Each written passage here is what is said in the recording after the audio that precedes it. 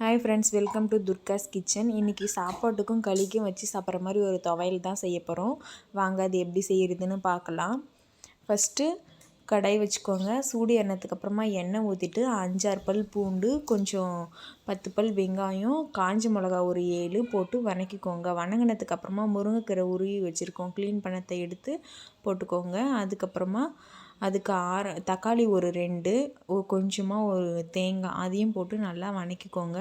வதக்கிறதுக்கு முன்னாடி அது காரமாக உப்பு போட்டுக்கோங்க, அப்படின்னா சீக்கிரமாக வதங்கிடும்.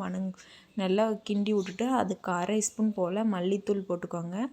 மல்லித்தூள் போட்டு அதையும் வதக்கிட்டு லாஸ்ட்டில் கொஞ்சமாக சின்ன எலுமிச்சை பழ சைஸில் புளி போட்டுக்கோங்க. ஆற வச்சுட்டு நல்லா வதக்கிட்டு ஆற வச்சுட்டு அதை மிக்ஸி ஜாரில் மாற்றி அந்த பால்னா கழுவின தண்ணியை கொஞ்சம் ஊற்றி அரைச்சாக்க துவையல் ரெடி. செஞ்சு பார்த்துட்டு எப்படி இருக்குன்னு கமெண்ட் பண்ணுங்கள். மறக்காமல் துர்காஸ் கிச்சனை சப்ஸ்கிரைப் பண்ணு. பாய்.